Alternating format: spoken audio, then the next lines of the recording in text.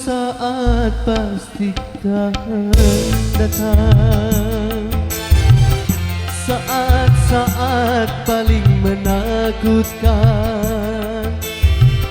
Sang malaikat pencabut nyawa dan merenggut ruhmu dari badan.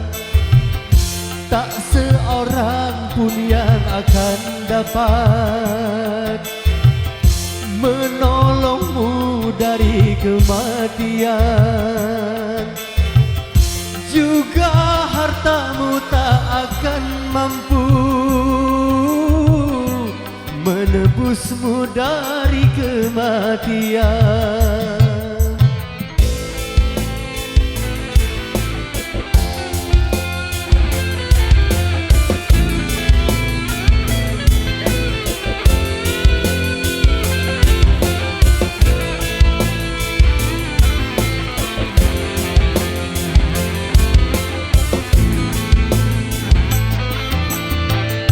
Ada dua cara kematian,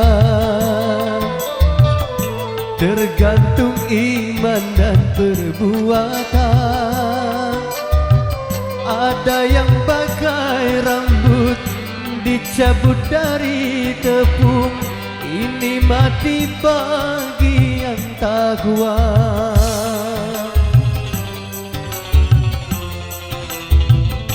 Namun bagi orang yang durjana,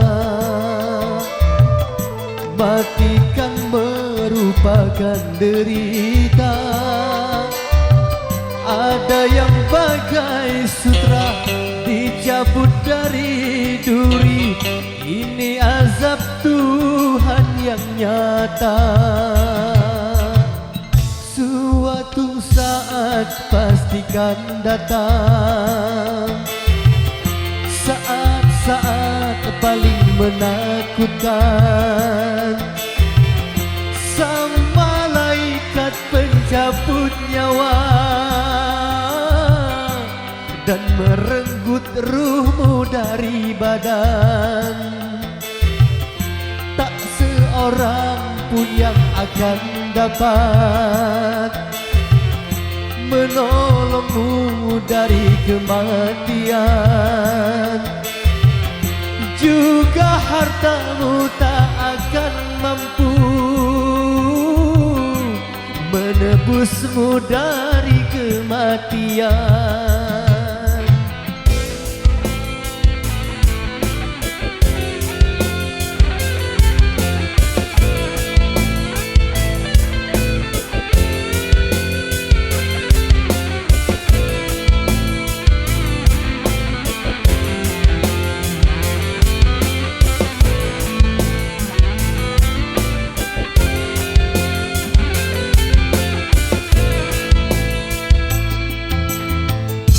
Ada dua cara kematian, tergantung iman dan perbuatan. Ada yang bagai rambut dicabut dari tepung, ini mati bagi yang tak kuat.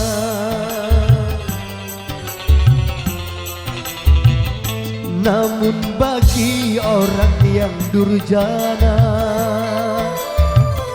mati kan merupakan derita. Ada yang bagai sutra dicabut dari duri, ini azab Tuhan yang nyata. Suatu saat pastikan datang, saat-saat paling menakutkan. Sang malaikat pencabut nyawa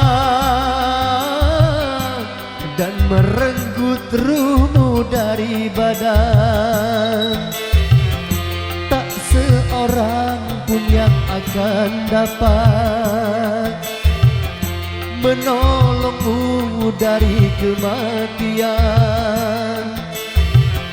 Juga hartamu tak akan menebusmu dari kematian.